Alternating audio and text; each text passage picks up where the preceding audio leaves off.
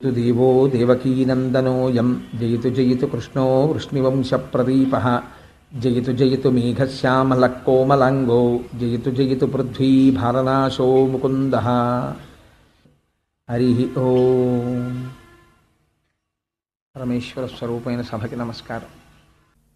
అది ఎంత చిత్రంగా ఉంటుందో చూడండి. ఆ ఘట్టం అది చూడ్డానికి చాలా చిన్న ఘట్టం, చాలా చిన్న లీల. ఆయన పుట్టగానే చేసినటువంటి లీలలు ఏవి ఉన్నాయో కృష్ణలీలలన్నీ కూడా మనని జీవితంలో ఇలా చెయ్యిచ్చి పైకెక్కించేసేటటువంటి లీలలు. బాగా జ్ఞాపకం పెట్టుకోండి. జీవితంలో వేదాంతము వేదాంతముగా ఎప్పుడూ లోపల నిలబడదు. విన్నా కూడా పక్కన ఒక ఆలంబన ఉండాలి. మీరు అన్నాన్ని అన్నంగా తినలేరు. పక్కన కూరో పచ్చడో పులుసో ఉండాలి. అలాగే మీకు ఎప్పుడూ కథగా ఉండాలి. అటువంటి కథ లేకపోతే ఈశ్వరుడు లీల చేస్తాడు. నేను ఏదో చేశాననుకోండి, ఇది కోటేశ్వర లీల అని ఎవడు పిలవడు. నా కర్మ అది జరిగింది అంటారు. అదే కృష్ణుడు చేశాడనుకోండి, లీల అంటారు. ఎందుకని అంటే ఆయన కర్మతో చేసినది కాదు, లోకమునకు ఏదో పాఠం ఉన్నది. పాఠం నాకు అర్థం కాలేదు, ఏం బెంగలేదు, నీకు కథగా అర్థమైనా చాలు. మనస్సునది పట్టుకుంది. అది పట్టుకున్న వస్తువు పరమ పవిత్రమైన వస్తువు. అది ఒకనాడు నిన్ను ఉద్ధరిస్తుంది. అది ఎలా ఉద్ధరిస్తుందో నీకు చెప్పి ఉద్ధరించక్కర్లేదు, ఉద్ధరించేస్తుంది. కాబట్టి ఈ లీలల వెనకాతల అంత పవిత్రత, అంత గొప్పతనం, అంత ఔచిత్యము వీని యందు ఉన్నది. ఒకనాడు కృష్ణ పరమాత్మ బోర్లా పడ్డారు. నేను పరమాత్మ అన్న శబ్దాన్ని భక్తి చేత వాడుతున్నాను, కానీ అప్పటికి ఆయన పసిపిల్లవాడు. కేవలం పిల్లల్ని మొట్టమొదట్లో పడుకోబెడితే ఎటు పడుకున్నవాడు అంటే ఆ కాళ్ళు చేతులు ఆకాశం వంక చూసి ఇలా ఇలా తిప్పుతూ ఆడుతూ నోరు తెరిచి ఊ అండం తప్ప ఇంకేం తెలియదు. మొదట చేసేది ఏది అంటే బోర్ల పడతారు. బోర్లా పడితే ఇంట్లో అదో పెద్ద ఉత్సవం. ఇంట్లో ఉన్న వాళ్ళు పెద్ద కేకేస్తారు, ఏమండోయ్ పిల్లాడు బోర్లా పడ్డాడంటారు.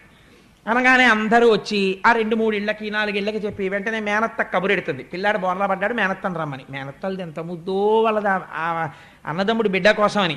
వాళ్ళు పరిగెత్తుకొస్తారు.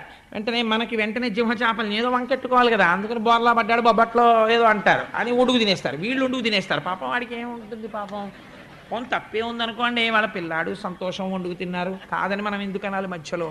అందుకని బోర్లా పడ్డాడని బొబ్బట్లో ఏవో వండుకుంటారు. కానీ యశోద అలా చేయలేదు, బొబ్బట్లు వండుకోలేదు. ఆవిడేం చేసిందంటే కృష్ణుడు బోర్లా పడ్డాడు కాబట్టి నేను ముత్తైదవులను పిలిచి వాళ్ళకి పసుపు కుంకాలు ఇస్తాను, వాళ్ళకి చీరలు పెడతాను, రవికెల గుడ్డలు పెడతాను, బ్రాహ్మణుల్ని పిలిచి గోదానం చేస్తాను, ఈశ్వరుడికి అభిషేకం చేస్తానంది. అన్నీ కూడా దైవం వైపుకి చూస్తోంది యశోద. అందుకే యశస్సుని దా ఇచ్చునది. కీర్తి ఎటువైపు నుంచి వస్తుందో జీవితం ఎటు నడవాలో యశోద వైపు నుంచి తెలుస్తుంది. మీరు యశోదని చూస్తున్నారనుకోండి, మీరు ఏం చేయాలో మీకు తెలిసిపోతుంది. పిల్లాడు బోర్లా పడ్డాడు, నువ్వు బొబ్బట్లు తింటాం కాదు. ఈ శివాలయానికి వెళ్ళి ఓ అభిషేకం చేయించు, ఓ రామాలయానికో కృష్ణాలయానికో వెళ్ళి ఇంత తులసి పూజ చేయించు.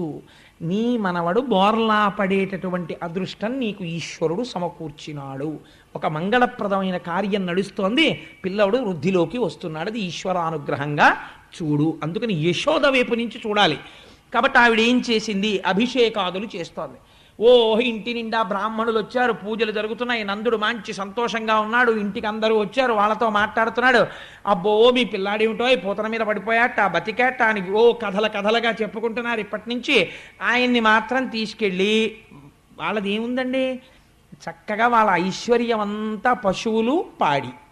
అందుకని ఆ ఇంట్లో బీరువాలు లాకర్లు ఇలాంటివి ఉండవు. వాళ్ళ ఐశ్వర్యం అంతా ఏంటంటే పాలకొండలు, పెరుగుకుండలు, నీతికొండలు. అందుకని ఓ బండి ఇంట్లో పెట్టేశారు. పెట్టేసి ఆ బండి నిండా ఇవన్నీ పెట్టేశారు. అరటి పళ్ళ గెలలు, ఆ పాలకుండలు, పెరుగుకుండలు, నీతి కుండలు ఇవన్నీ దానికి పెట్టేశారు. ఆ బండికి కూడా ఓ తోరణం కట్టేశారు. అక్కడే ఓ మంచం వేశారు. ఆ మంచం మీద ఓ పరుపు వేశారు. ఆ పరుపు మీద కృష్ణుడిని పడుకోబెట్టారు. పడుకోబెట్టి ఉత్సవం అంతా ఎవరి కోసం, ఈయన బోర్లా పడ్డాడు కాబట్టి ఉత్సవంలో పడి ఈయన్ని మర్చిపోయారు. ఈయనేం చేశాడు, ఈయనకి ఆకలేసి, ఆయనకి ఆకలేస్తుందండి, వేసింది. ఎందుకు వేసింది, ఇది మీరు బాగా గుర్తుపెట్టుకోవాలి. ఎవరి కోసం చేస్తున్నారు ఉత్సవం, ఈయన కోసం చేస్తున్నారు ఉత్సవం. మీరు చేసే ఏదైనా ముడిక్కడ పడి ఉండాలి. మొదటి పెట్టి ఇంజన్ వదలకూడదు, మిగిలిన పెట్లన్నీ తిరుపతి పెడతాయి. మొదటి పెట్టి వదిలేసింది అనుకోండి, ఇంజన్ ఒకటే పెడుతుంది తిరుపతి. కాబట్టి మొదటి పెట్టి చాలా జాగ్రత్తగా వెయ్యాలి, ఇంజన్తో లింక్. ఏది చేసినా మొదటి కార్యం ఆ ఈశ్వరుడితోటే మొదలవ్వాలి. ఈశ్వరానుగ్రహం అని ముందు అని ఇంట్లో ఇది జరిగిందా, రేపు ఒక్కసారి అయితే గుళ్ళోకి వెళ్ళి ఏమీ చేయించడానికి నీకు టైం లేదో 11 రూపాయలు హుండీలో వేసి వస్తాను అనగలగాలి నువ్వు. ఆ 11 రూపాయలు కూడా నీకు లేకపోతే ఈశ్వరుడే నిన్ను మొట్టికై మొట్టేయడు, ఒక్కసారి వెళ్ళి స్వామికి నమస్కరించి వస్తాను అనగలగాలి నువ్వు. అన్ని ఈశ్వరానుసంధానం చెయ్యగలగాలి. ఆవిడ ఈశ్వరానుసంధానం చేస్తోంది. ఇక్కడ ఈయనేం చేశాడు, ఆకలేసేసింది, ఆకలేసి ఏడుపు వచ్చింది, ఏడుపు వచ్చి ఏడుపు మొదలెట్టాడు. ఏడుపు వచ్చి నిదిరించిన శిశువాకు నిగిదుకుచు చనుగోరి కెరలి కిసలయ విలస మృదు చక్ర చాప రేఖాస్పద పదమున తన్నెనొక్క బండిందండిన్. ఇదో చిత్రమైన మాట. పడుకున్న పిల్లాడికి ఇలా కాళ్ళు ఎత్తడం తప్ప ఇంకేమీ రాదు. ఆ పక్కన ఏముంది, ఓ బండి ఉంది, అది ఆయన పక్కనే ఉంది ఆ బండి. ఈ పిల్లాడు ఏడుస్తూ నిదురించిన శిశువాకొని అప్పటిదాకా నిద్రపోతున్నాడు. ఇప్పుడు ఆయనకి ఆకలేసింది. చనుగోరి అమ్మ వచ్చి స్తన్యం ఇవ్వలేదు, అందుకని కోపం వచ్చేసింది. కెరలి కిసలయ విలస మృదు చక్ర చాప రేఖాస్పద పదమున, చిన్ని అరికాలు, ఇంత అరికాలు, దానికేమో చిన్ని ఇంతంత పెసరకాయల్లో ఉన్నంత పెసరగింజలంతంత వేళ్ళు, వాటికో ఇంతంత తెల్ల గోళ్ళు, అంతా కలిపి ఇలా ముట్టుకుంటే గట్టి గట్టిగా మెత్తమెత్తటి పాదం, ఎర్రటి అరికాలు, అందులోనేమో శంఖము చక్రము అమృతపాత్ర నాగలి మొదలైనటువంటి దివ్య చిహ్నములు. ఇప్పుడు ఈ పాదం ఎత్తి, ఇది మీరు చాలా జాగ్రత్తగా గుర్తుపెట్టుకోవాలి, పోతన గారు ఒక్క అక్షరం అనవసరంగా వేరు. మృదు చక్ర చాప రేఖాస్పద పదమున, అటువంటి కాలుతో ఏం చేశాడు, తన్నెనొక్క బండిందన్నాడు. ఇప్పుడు ఈయన బండిందంటే ఎలా తన్నాడంటే గభాలను తనడానికి ఆయన ఏం పెద్ద ఒంట్లో ఓపిక ఉన్నవాడు గాడప్పటికి. పసిపిల్లాడు ఆడుకుంటూ కాళ్ళెత్తడం పిల్లలకి అలవాటు కదా, కాళ్ళెత్తి ఏడుస్తుంటారా, కాళ్ళెత్తడంలో కాలు వెళ్ళి ఇలా బండి తేలింది. తగలగానే బండి ఏమైందిట, శకటము హరిదన్ని నది విప్రకటంబై ఎగసి ఎరుసు భురమున గండ్లున్ వికటంబుగ నేలంబడె అకటాయని గోప బృందమ ఆశ్చర్యపడెన్. ఈయన కాలు తగలగానే ఆ బండి ఆకాశంలోకి ఎగిరిపోయి దాని చక్రాలు ఇరుసు అన్ని ధ్వంసమైపోయి అక్కడి నుంచి కింద పడిపోయింది. ఆ బండి తుత్తునియలైపోయింది. అయిపోగానే ఆశ్చర్యపోయి అక్కడ ఉన్నటువంటి ఈ గోపకాంతలు యశోద నందుడు పరుగున అక్కడికి వచ్చారు.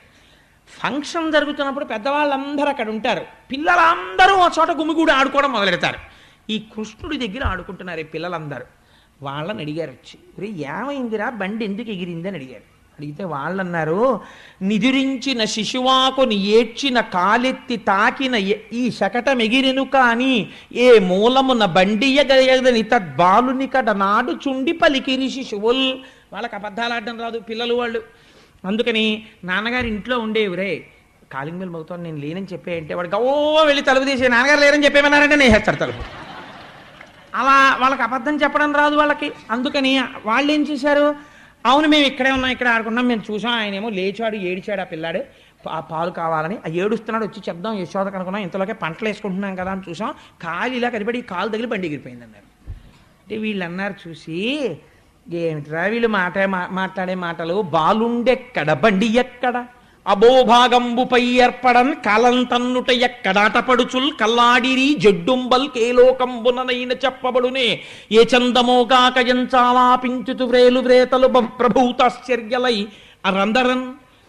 ఎంత వాళ్ళన్నారంటే, బాలుండెక్కడ బండి ఎక్కడ, పిల్లాడు చూస్తే ఇంతున్నాడా, బండి చూస్తే అంతుందా, బండిని కాలుతో ఇలా అన్నాడా, బండి ఎగిరిపోయిందా, ఏమిటోనండి కృష్ణలీల అన్ని అబద్ధాలు ఏటా అర్థం ఉందా ఏమిటో ఆయన చెప్పడం ఏమిటి, వీళ్ళు వినడం ఏమిటండి, అంటే పిల్లట ఇలా అన్నట్ట బండి ఎగిరిపోయిందిట అని మనం అనక్కర్లేదు, వాళ్ళే అన్నారు. బాలుండెక్కడ బండి ఎక్కడ, అభోభాగంబుపై ఏర్పడం కాలం తన్నుట ఎక్కడ, ఆకాశానికి ఎగిరిపోయేటట్టు పిల్లాడు తన్నేసాడా బండిని. ఈ జడ్డుంబల్కే లోకంబుననైన చెప్పబడునే ఏ చందమోగాక ఎంచాలాపించుతు వ్రేలు వ్రేతలు. ఏమిటి జడ్డి మాటలు, పిల్లలు ఇలాగే మాట్లాడతారు, వాళ్ళకి తెలియదు, ఏదో చెప్పేశారంతే అనుకున్నారు, కానీ వాళ్ళు చెప్పింది సత్యం అని యశోదకి తెలుసున్నది ఒక్కటే. ఆవిడ ఏం చేసిందంటే గబగబా పిల్లాన్ని తీసుకుని, అయ్యో నాన్న అసలు నువ్వు బోర్లా పడ్డావని ఇంత ఉత్సవం చేశానా, ఆకలేసిందా నాన్న, నేను చచ్చిపోయాను రామ్మా అంటారంతే ఆడవాళ్ళు. ఎంత బెంగో పిల్లాడికి ఆకలేస్తే, మర్చిపోయాను నాన్న, గుక్క పెట్టి ఏడ్చావా, నీ కాలు ఎంత నిప్పెట్టేసిందో అని గబగబా, అలిసితివి కదన్నా, కొంటివి కదన్నా, మంచి అన్న ఏడ్పు మానువన్నా, చన్ను కుడువుమన్నా, సంతసపడుమన్నా, అనుచు చన్ను కుడిపే అర్భకునకు. వాళ్ళకి ముద్దొచ్చేసింది అనుకోండి, 1కి 10 మాటలు నా బుజ్జి కదూ, నా కన్న కదూ, నా నాన్న కదూ అంటారు. పోతన గారు అలాగే వేశారు ఆ పద్యం. అలసితివి కదన్నా, కొంటివి కదన్నా, మంచి అన్న ఏడ్పు మానుమన్నా, చన్ను కుడువుమన్నా, సంతసపడుమన్నా, అనుచు చన్ను కుడిపే అర్భకునకు. ఎంత దర్శనం చేశాడో, ఆ ఘంటం ఎలా వెళ్ళిపోయిందో మహానుభావుడిది. ధన్యుడైపోయాడు పోతన గారు. ఆ పద్యాలు చెప్పుకొని మనం ధన్యులం అయిపోతున్నాం. నాన్న అలిసిపోయావా, బండికి తగిలిందా నీ కాలు, కాలేం నెప్పట్లేదు కదా, ఏడుస్తున్నావా, నేను అక్కడ ఉండిపోయానా, నాన్న పాలు తాగు నాన్న, నా తప్పైపోయిందే నాన్న, ఇంకెప్పుడు నీకు పాలు ఇవ్వకుండా ఎక్కడికి వెళ్ళనే అని ఆ పిల్లాడికి ఎందుకండి అంత ఎక్స్ప్లెనేషన్ అంటే, అది అమ్మ హృదయం, ఆ మాతృత్వానికి ఉన్న గొప్పతనం అది. అందుకే స్త్రీ జన్మకి ఏది సార్థకత, ఆ మాతృత్వమునందు ఆ దేవతాంశ ప్రవేశించినది, పరాభట్టారికా రూపమై నిలబడినది. అందుకనంత గొప్పతనం వచ్చింది స్త్రీకి అని. ఆ పాలు పడితే పరమాత్మ అంతటి వాడు యశోద పాలు తాగేశాడు. ఆ మాటలకి పాలు తాగేసి ఆవిడ ఒళ్ళో పడుకున్నాడు. ఇది చాలా చిన్న లీల. ఇంత చిన్న లీల చాలా తక్కువగా ఉంటుంది, కానీ ఈ లీల వెంటనే 2వ లీల కింద చేశాడు పరమాత్మ. ఎందుకు చేశాడు మీరు గమనించారనుకోండి, చాలా ఆశ్చర్యంగా ఉంటుంది. మనకి ఈ శరీరమును ఈశ్వరుడు ఇచ్చాడు. మీకు కపిల గీత చెప్పినప్పుడు నేను ఒక మాట చెప్పాను, నిన్నటి రోజు కూడా నేను ఒక మాట చెప్పాను. ఆకు పురుగు ఆకు మించి ఇంకొక ఆకు మీదికి వెళ్ళేటప్పుడు ఉపాధిని తన శరీరాన్ని కదిపినట్టు, లోపల ఉన్న జీవుడు వేరొక శరీరములోకి ప్రవేశిస్తాడు అని. ఈ శరీరము మనం నిర్మించుకున్నది కాదు, మన తల్లిదండ్రులు నిర్మించినది కాదు. ఇది ఆశ్చర్యం. అసలు అన్నీ నావి నావి నావి అంటాడు. అసలు నావి నేను అని చూపించిన ఇందులో ఏ ఒక్కటి తనది కాదు.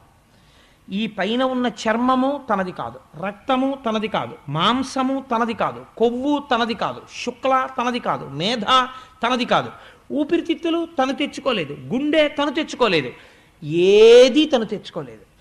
ఏది తను తేకపోయినా ఈశ్వరుడు దీన్ని నిర్మాణం చేశాడు. ఈశ్వరుడు దీన్ని ఇంత గొప్ప నిర్మాణం చేసి ఈ దేహాన్ని ఇస్తే, ఈ దేహము దేని కొరకు వచ్చినది? ఇది శకటము. శకటం అంటే బండి. మనం మంచి మోడల్ కారు కావాలని ఈ పెయింట్ ఉండాలి, ఆ పెయింట్ ఉండాలని ఒక కారు కొనుక్కుంటాం. ఆ కారు ప్రయోజనం ఏమిటండి? ఆ కారు కొనుక్కొని ఈ కారు ఇలా మా ఇంట్లో ఉంటే చాలు అని ఎవరైనా అని కారు కొనుక్కోగానే టైర్లు కోసేసి ఇది ఇలా మా ఇంట్లో ఎక్కడికి వెళ్లకుండా ఇలా ఉండాలండి అని ఎవడైనా అంటాడా? ఏ మూర్ఖుడైనా.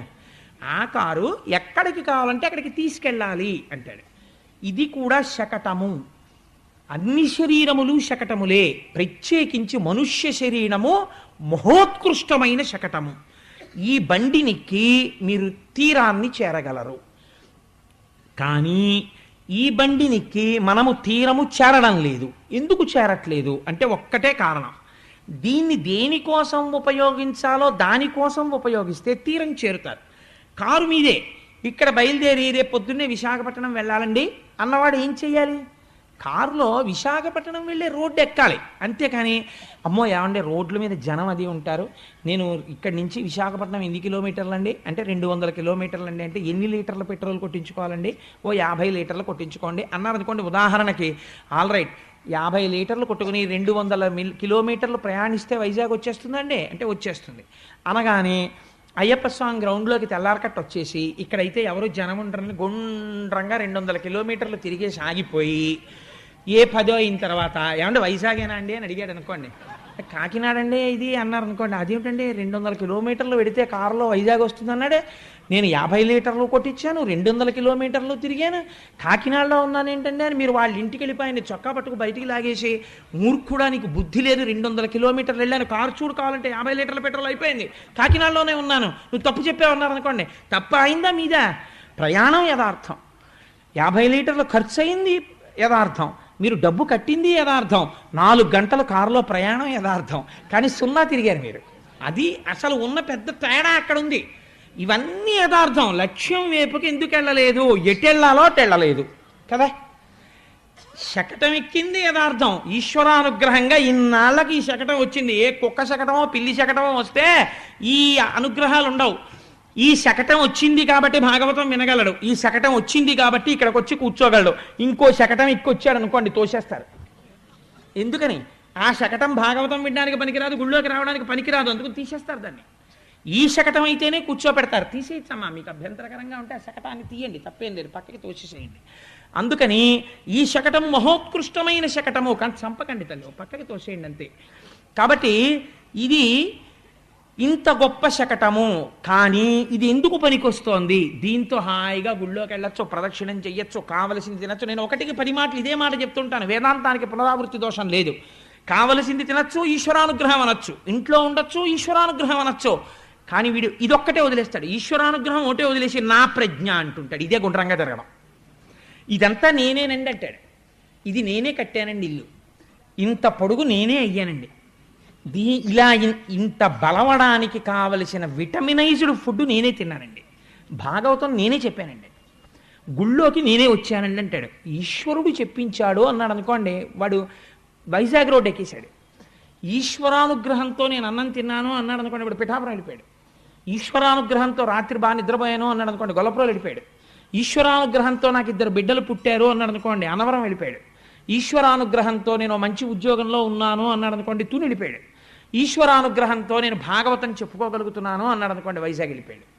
కానీ వాడు అదొకటే తీసేస్తాడు. ఈశ్వరానుగ్రహము తీసేసి నాకండే 2 పిల్లలు అంటే, ప్రతి చోట పలకరించిన చోటల్లా ఏమన్నా మీకు ఎంతమంది 2 పిల్లలండి అంటే, ఈశ్వరానుగ్రహం చేత 2 పిల్లలు అని చెప్పమని నా ఉద్దేశం కాదు.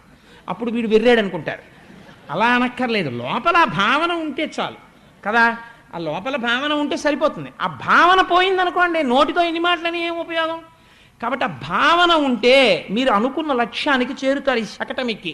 లేకపోతే ఇది ఏం చేస్తుందో తెలుసా అండి, షా కటతీతి ఇది శకట అవుతుంది. శం అంటే సుఖం, ఈశ్వరుడు అక్కడికి చేరకుండా విడదీయడానికి పనికొస్తుంది. ఇది రెండూ చేస్తుంది, అది గమ్మత్తు. ఇప్పుడు ఏం చేస్తుంది, గుండ్రంగా తిరగడానికి పనికొస్తుంది. వాడు ఎక్కడున్నాడు, సంసారంలో ఉంటాడు, సంసారంలో చచ్చిపోతాడు, మళ్ళీ సంసారంలో పుడతాడు, అంతే, హీనోపాధుల్లోకి పోతాడు. ఇలా పోకుండా ఉండాలంటే ఏం చెయ్యాలి? రామకృష్ణ పరమహంస చెప్పినట్టు ఎంత గొప్పగా చెప్తారండి. రామకృష్ణ పరమహంస వేసినట్టు ఉదాహరణ వెయ్యడం, రామకృష్ణ పరమహంస చెప్పినట్టు చిన్న కథ చెప్పి వేదాంతం చెప్పడం నాకు తెలిసి ఎవ్వరూ చేయలేరు. ఈ శకటాసుర వృత్తాంతాన్ని రామకృష్ణ పరమహంస మాటల్లో నేను చెప్పవలసి వచ్చిందనుకోండి, ఆయన అంటారు, నాకు మా దొరగారు, కోటేశ్వరరావు గారు ఈ కవర్లో ఉత్తరం పెట్టాను, మీరు ఎల్లుండికి ఇందులో ఉన్న పదార్థాలన్నీ రెడీ చేసుకోమని చెప్పారండి సుబ్రహ్మణ్య శర్మ గారు. ఇంటికి వచ్చి రుద్రాభిషేకం సత్యనారాయణ స్వామి వారి వ్రతం చేయిస్తా అన్నారు, కావలసినవన్నీ అందులో రాశారండి. ఈ కవర్ మీ దగ్గర జాగ్రత్తగా పెట్టుకుని చదివి రేపు తెచ్చుకోండి, మళ్ళీ ఆదివారం సెలవు, ఎల్లుండి ఏం దొరకవు మీకు, రేపే తెచ్చేసుకోండి అని చెప్పారనుకోండి. నేను ఆ కవరు ఏదో ఆలోచిస్తూ ఎవరితో మాట్లాడుతూ ఎక్కడో పెట్టేశాను అనుకోండి. పెట్టేసి ఓహో వెతుకుతున్నాను ఆ కవర్ కోసం. వెతుకుతుంటే నా భార్య వచ్చి ఏమిటి అలా వెతుకుతున్నారంది. దొరగారు రాత్రి కవర్ ఒకటి ఇచ్చారే, సుబ్రహ్మణ్య శర్మ గారు రాసి ఇచ్చిన ఉన్నాయి అందులో, ఆ కవర్ దొరకలేదు అన్నాను. మా అమ్మాయి అడిగింది, మా అబ్బాయి అడిగాడు, ఎవరో మా ఇంటికి వచ్చిన వాళ్ళు అడిగారు. అడుగుతుంటే ఆఖరికి నా బలహీనతలు బాగా తెలుసున్న సత్యనారాయణ వచ్చాడు. ఆ గురువుగారు మీరు ఆ పుస్తకం ఒకటి అట్టుకొస్తున్నారు ఈ మధ్య కొత్తగా, అందులో పెట్టేసి ఉంటారు, అందుకని ఆ పుస్తకం తీయండి అన్నాడు. ఆ పుస్తకం ఇలా తీసేటప్పటికి అందులో ఉంది కవర్. ఇప్పుడు ఆ కవర్ ఇలా తీశాను, అందులో ఏమున్నాయి అంటే ఏదో మామిడి మండలు, పసుపు, కుంకం ఒక్కొక్కటి చదువుతుంటే ఉన్నాయి అంది మా ఆవిడ. ఇంకా తెచ్చుకోవాల్సింది ఏమిటి, ఒక్క వట్టివేరులోటి తెచ్చుకోవాలి బజారులోంచి, వచ్చేటప్పుడు ఓ తేనె సీసా ఒకటి తెచ్చుకుంటే చాలు, మిగిలినవన్నీ ఇంట్లోనే ఉన్నాయండి అంది. కాబట్టి ఇప్పుడు నేను ఏం చేశాను, ఆ ఉత్తరాన్ని తీసి పక్కన పారేసాను.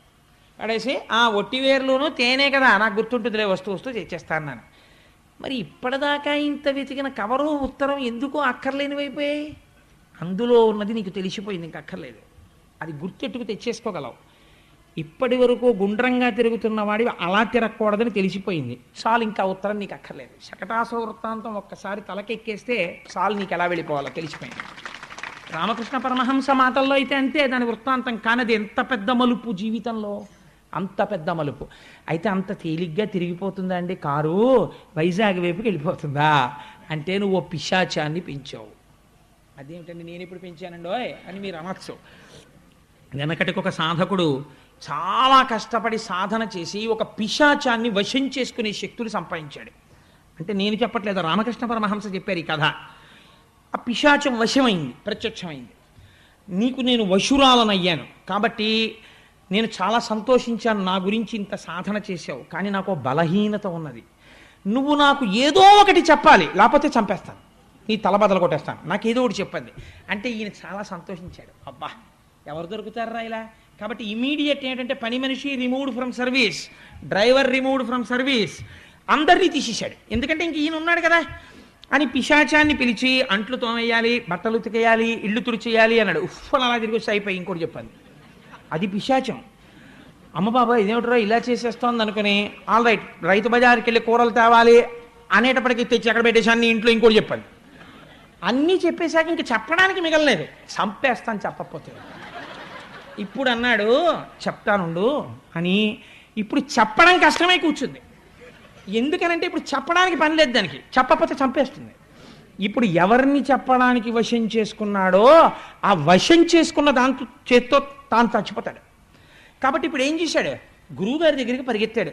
గురువుగారు ఏదో ఒకటి చెప్పకపోతే చంపేస్తానంటోంది, మీరు ఒరే ఈశ్వరుణ్ణి వశం చేసుకునే ప్రయత్నం చేయరా, భక్తితో ఉండరా అంటే పిశాచాన్ని చేసుకుంటానండి అని అడిగాను, నీ కర్మ అలాగే చేసుకో అన్నారు, ఇప్పుడు దానికి ఏదో పని చెప్పమంటోంది, నేను ఏం చేయను గురువుగారు అన్నాడు. అంటే గురువుగారు అన్నారు దానికి ఎందుకురా అంత బెంగెట్టుకుంటావు అని ఆయనది చక్కగా గిరజాలు దుత్తు ఓ వెంట్రుక తీసి వాడి చేతిలో పెట్టి దీన్ని తిన్నగా చేసి నాకు చూపించు అని పిశాచానికి ఇచ్చేయన్నారు. పట్టుకెళ్ళి ఇచ్చేసాడు. దీన్ని తిన్నగా చేసి పట్రా అన్నాడు. అది ఇటు కాలెట్టి ఎంతసేపు నుంచి కాళ్ళు తీస్తే మళ్ళీ ఇలా చుట్టుకుంటోంది. దాని జీవితాంతం ఆ పిశాచం అలాగే పడుంది, కానీ ఇది మాత్రం తిన్నగా అవదు. ఇప్పుడు గట్టెక్కాడు, ఇంకా అది పని అడగదు, ఇంకెప్పుడు దాన్ని పిలవడు. గుండ్రంగా తిరగడం అంత తొందరగా మానేస్తుందని మీరు అనుకుంటున్నారా? పిశాచానికి అలవాటు చేసినట్టు దీనికి అలవాటు అయింది. ఎవరు నువ్వు అంటే ఇదే నేనంటాం. దీని సుఖమే చూడడం, దీని సుఖమే నిజమైన సుఖం అనుకోవడం, ఈశ్వరుణ్ణి విస్మరించి అన్నీ నా ప్రజ్ఞండం ఎప్పటి నుంచో అలవాటయ్యాయి. అంత తొందరగా ఈ పిశాచం లొంగదు, గురువుగారు అనుగ్రహం కావాలి. ఇప్పుడు ఆ గురువు ఎవరు? కృష్ణం వందే జగద్గురుం.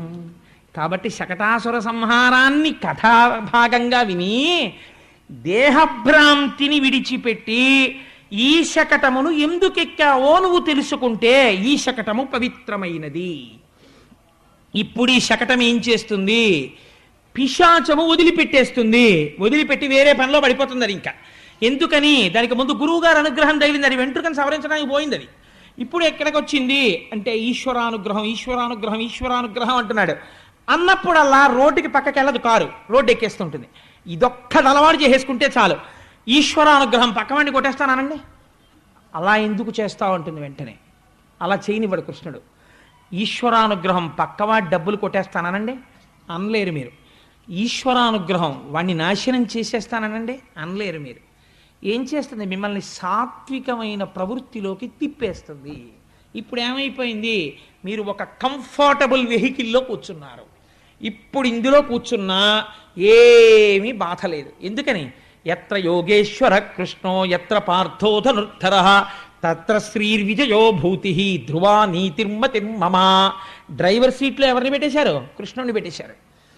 కష్టమే రాని సుఖమే రాని అన్ని సుఖాలు వస్తాయా? కష్టం వస్తుందో నాడు జ్వరం వచ్చింది, వస్తే ఈశ్వర ఏమి నీ అనుగ్రహం జ్వరాన్ని ఇచ్చావా అంటే ఏదో నేను పెద్ద పాపం చేశాను, పెద్ద కష్టం పెడితే నేను బాధపడిపోతానని జ్వరం ఇచ్చి తీసేసావా ఈశ్వర, నేను ఇలా తిరుగుతున్నానని ఓ 2 రోజులను పడుకోబెడదాం అనుకున్నావా? చాలా సంతోషం. చంద్రశేఖర పరమాచార్య స్వామి వారైతే ఏమన్నారో తెలుసా అండి? పరమాచార్య స్వామి వారికి 104 జ్వరం వచ్చిందో రోజు తెల్లవారకట్ట లేచేటప్పటికి. స్నానం చేసి వచ్చేస్తున్నారు గబగబా. శిష్యులు చూసన్నారు, మహానుభావ 104 జ్వరం వచ్చింది, ఒళ్ళు కాలిపోతోంది, తలస్నానం చేశారేమిటండి అన్నారు. అంటే పరమాచార్య స్వామి అన్నారు, నాకు ఎన్ని జన్మలకో ఈశ్వరుడు పంచాగ్నిహోత్ర తపస్సు చేసే అదృష్టం ఇచ్చాడన్నారు. పంచాగ్నిహోత్ర తపస్సు చేసేవాడు 4 వైపులా అగ్ని పెట్టుకొని సూర్యుడి వంక చూస్తూ తపస్సు చేయాలి. 5 అగ్నిహోత్రాల మధ్యలో ఉంటే ఎలా ఒళ్ళు కాలుతూ ఉంటుందో అలా 104 జ్వరంతో కాలుతోంది. ఇప్పుడు నేను కూర్చుని పంచాక్షరి చేస్తే పంచాగ్నిహోత్ర తపస్సు చేసిన వాణ్ణి, మామూలుగా కాదు, ఇది కూడా చెయ్యి చంద్రశేఖర అని ఈశ్వరుడు నాకు జ్వరం ఇచ్చాడు. ఏమనుగ్రహం నా స్వామిది అన్నారు. ఎంత గొప్ప విషయం చూడండి. అంటే ఇప్పుడు ఆయన ఎక్కిన శకటమునకు ఎవరు సారథిగా ఉన్నాడు? కృష్ణ భగవానుడు ఉన్నాడు. ఆయన ఉండగా ఒకటే నమ్మకం, as long as the driver is capable, so long the man sitting in the car will be safe. Sooner the driver is at fault, the next moment the man sitting in the car is going to meet with an accident. అంతే కదండి. కారులో కూర్చున్నవాడు చాలా గొప్ప అధికారి. What if driver బుద్ధి ప్రమాదమునందున్నది. రాకూడని సమయంలో డ్రైవర్కి నిద్ర వచ్చింది. వెనక సీట్లో కూర్చున్న పెద్ద ఆఫీసర్ ఆయన at a pen stroke, medical leave ఇట్లాంటి పరిస్థితుల్లో కూడా ఇవ్వను, వచ్చి డ్యూటీకి జాయిన్ అవ్వు అని ఫైల్ మీద ఒకటికి రాస్తున్నాడు. 104 జ్వరంగా ఉందండి అని డాక్టర్ సర్టిఫికేట్తో పెట్టుకున్నాడు ఒక ఆయన లీవ్ అప్లికేషన్. కుదరదు, services important, you continue in service, after 1 week I will consider as to whether the leave can be granted or not అని రాస్తున్నాడు ఫైల్ మీద. ఈ టైంలో డ్రైవర్కి నిద్ర వచ్చి యాక్సిడెంట్ అయింది. ఈయనకి మెడికల్ లీవ్ ఈయన పైవాడికి గ్రాంట్ చేయాలి. ఎందుకని? ఈయనదా దోషం డ్రైవర్దా? డ్రైవర్ది దోషం, వెహికల్ దోషం కాదు, డ్రైవర్లో తేడా ఉన్నది. డ్రైవర్ నిద్రపోయాడు, వెనకాల కూర్చున్న ఆయనకి ప్రమాదం వచ్చింది. డ్రైవర్ స్థితప్రజ్ఞుడై ఉన్నాడు, 1000 కళ్ళతో చూసి నడిపిస్తున్నాడు. లోపల కూర్చున్న ఆయన పడుకున్నాడు, నిద్రపోతున్నాడు, ఇలా పడుకుని కునుకుతున్నాడు. హాయిగా వెళ్ళిపోతున్నాడు నిద్రపోతూ. హాయిగా అలసట తీర్చుకుని దిగిపోయాడు అవతల స్టేషన్లో. ఎందుకు దిగిపోయాడు? 14 కంపార్ట్మెంట్లుంటే ఏసీ 3 టైర్ ఒకటి, ఓ ఏసీ 2 టైరు, ఓ ఏసీ ఫస్ట్ క్లాస్ ఉంటే, ఒక జనరల్ కంపార్ట్మెంటు ఉంటే, చలిగాలిలో ట్రైన్ వెళ్ళిపోతున్నప్పుడు కిటికీలు వేసేసుకుని అందరూ ఇలా కునుకుతూ ఉంటారు. సరే, బెర్తలు ఉన్న వాళ్ళు హాయిగా నిద్రలో పోతుంటారు. అందులో నిద్రపోకూడని వాళ్ళు 3 ఉంటారు. ఎవరు వాళ్ళు? ఒక డ్రైవరు, ఒక అసిస్టెంట్ డ్రైవరు, ఒక గార్డు. నాకు తెలిసి విజయవాడ రైల్వే స్టేషన్కి, ఏలూరు రైల్వే స్టేషన్కి మధ్యలో ఎట్టి పరిస్థితుల్లో కాషన్ ఆర్డర్ ఉండదు. కాబట్టి మన ఇద్దరం 1 గంట నిద్రపోవచ్చు, లేరా పడుకో అని డ్రైవరు, అసిస్టెంట్ డ్రైవరు పడుకున్నారనుకోండి, గార్డు కూడా పడుకున్నాడు అనుకోండి, ఎంత ప్రమాదం. వీళ్ళందరూ నిద్రపోవచ్చు, ఇన్ని వేల మంది, వాళ్ళు 3 తెలివేసి ఉంటే చాలు, హాయిగా చేరిపోతారు. డ్రైవరు ఏ బుద్ధి, ఆ బుద్ధి నీదనకుండా కృష్ణపాదాల దగ్గర పెట్టేసి, ఈశ్వరా ఈ శకటాన్ని నేను ఎక్కినందుకు, అంటే ఈ శకటములోనున్న నేను, జీవబుద్ధితో ఉన్న నేను ఆత్మయందు సంగమించి ఇక్కడే యథార్థమైన నేను తెలుసుకోవడానికి ఈ శకటము పనికి రావాలి. ఇదే భోజనం చేస్తే సత్యం తర్తేన పరిశించామి, ఋతం త్వా సత్యేన పరిశించామి అని పొద్దున్న రాత్రి తిప్పడం. సత్యము ఋతమగుగాక, ఋతము సత్యమగుగాక. అసత్యము నుండి అసత్యమునందుండి సత్యమును తెలుసుకోవడానికి అసత్యము పనికి రావాలి.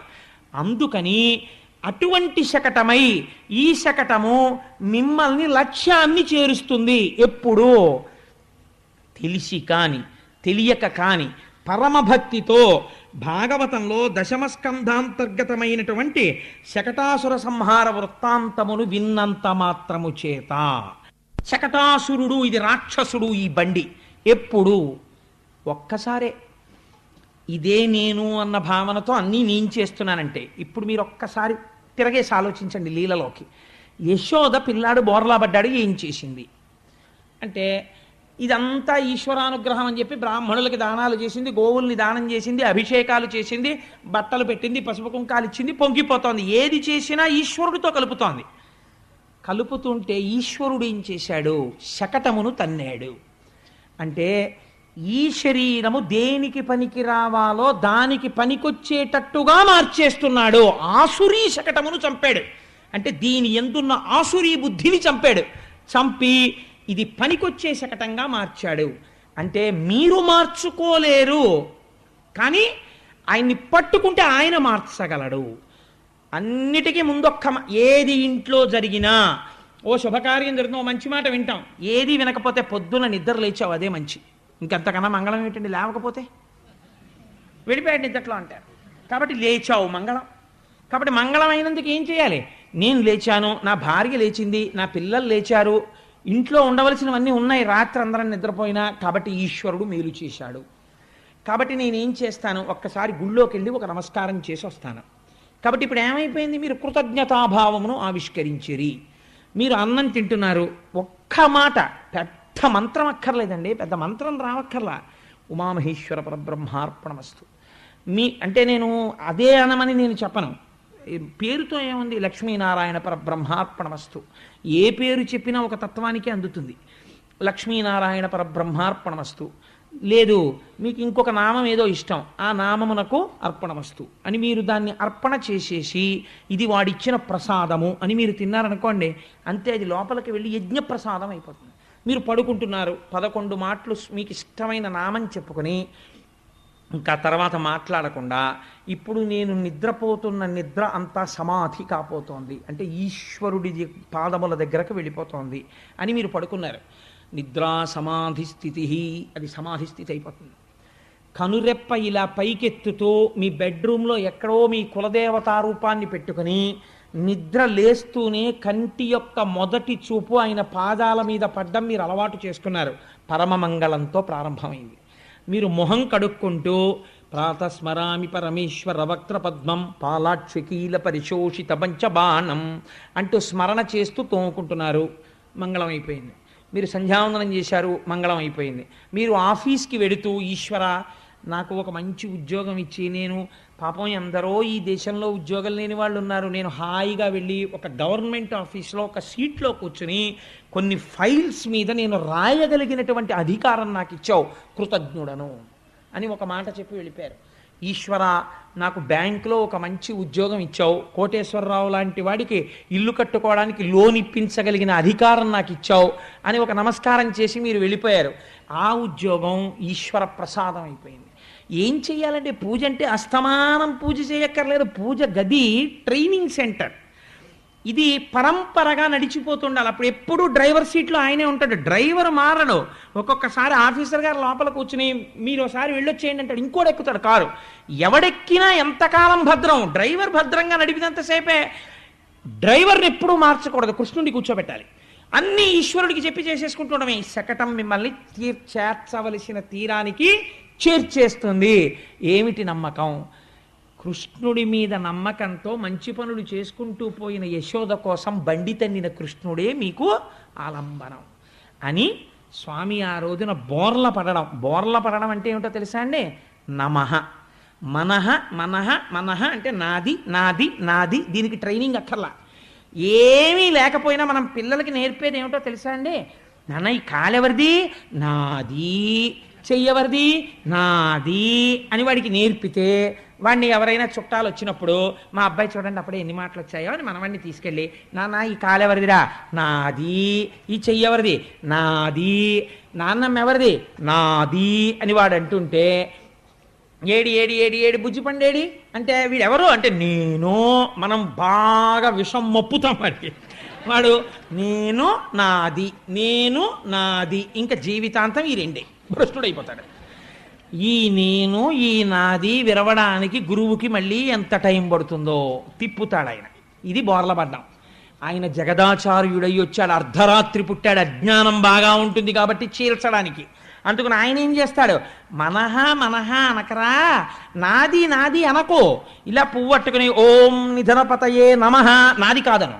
ఓం నిధనపతాంతికాయ నమః, ఓం ఊర్ధ్వాయ నమః, ఓం ఊర్ధ్వలింగాయ నమః, ఓం హిరణ్యాయ నమః, ఓం హిరణ్యలింగాయ నమః అను. ఇదే పూజ. రేపు శివరాత్రి నాడు మీరు విందురు కానీ మీ అందరితో అనిపిస్తారు ఈ నామాలు. శివాష్టోత్తరం అంతా అనిపించి ఆడ మగ కలిసి అంటారు. మీ అందరూ చేతులు వేసినటువంటి పువ్వులు అర్చన జరుగుతాయి. మగవారందరూ విభూతి కస్తూరి జలం చేస్తారు. ఆడవారందరూ చక్కగా క్యూలో లేచొచ్చి వరుసగా అద్భుతంగా నామం జరిగిపోతుంటుంది. మీరు వచ్చి కుంకుమ అమ్మవారి పాదాల మీద వేసి వెళ్ళిపోయి మళ్ళీ వెళ్ళి కూర్చుంటుంటారు. ఎంత అందమైన కార్యక్రమం చూడండి. మనం ఉద్ధరింపబడే కార్యక్రమం జరుగుతుంది. అంత అందమైన కార్యక్రమం జరిగే రక్షగా పసుపు తాడు ఆడవాళ్ళకి ఎడుతుంది, విభూతి ఏమో మగవాళ్ళకి ఎడుతుంది. ఆడవాళ్ళు కూడా విభూతి పెట్టుకోవచ్చు, దోషం లేదు. చక్కగా అందరికీ ప్రసాదం అందుతుంది. అందరికీ లక్ష్మీ కళ్యాణం పుస్తకాలు అందుతాయి. హాయిగా రాత్రేమో ఆ లక్ష్మీ కళ్యాణం ద్విపద ఎలా చదవాలో నేర్పుతాను ఒకసారి. కాబట్టి ఏమవుతుంది, అదృష్టం పండిపోతుందంతే. కర్మ చేత భక్తి చేత జ్ఞానము వైపుకి నడుస్తాడు. పైకి చిన్న లీల, ఆంతరమునందు ఎంత పెద్ద రహస్యం దాచాడో చూడండి స్వామి. నమః నేర్పడం, బోర్లా పడ్డం. ఇది నేర్పి ఆ ఉత్సవం ఆవిడ చేసిందంటే ఆవిడ నమః అంది. నాది కాదు, ఇది ఈశ్వరానుగ్రహం అంది. శకటం తిరిగిపోయింది. ఇంత గొప్ప లీలా. రేపటి రోజున తృణావర్తోపాఖ్యానమని అద్భుతమైన ఆఖ్యానము. మనం జీవితంలో దేనివల్ల చెడిపోతున్నామో ఆ లీల చేసి కృష్ణ పరమాత్మ చూపిస్తారు ఉద్ధరించడానికి. అది రేపటి రోజున విజ్ఞాపన చేస్తాను. మనం ఇవాళ ఒక్కసారి మహానుభావుడు గురుస్థాయిలో నిలబడి చేసిన లీల కాబట్టి కృష్ణం వందే జగద్గురుం చెప్పుకుని బయలుదేరదాం ఆయన అనుగ్రహాన్ని అడుగుతూ. వసుదేవసుతం దేవం కంసచాణూరమర్దనం దేవకీ పరమానందం కృష్ణం వందే జగద్గురుం అతసీ పుష్పసంకాశం హారనూపురశోభితం రత్నకంకణకేయూరం కృష్ణం వందే జగద్గురుం మందారగంధ సంయుక్తం చారుహాసం చతుర్భుజం బర్హి పింఛావచూడాంగం కృష్ణం వందే జగద్గురుం ఉత్ఫుల్ల పద్మపత్రాక్షం నీలజీమూత సన్నిభం యాదవానాం శిరోరత్నం కృష్ణం వందే జగద్గురుం రుక్మిణీ కేళీ సంయుక్తం పీతాంబర సుశోభితం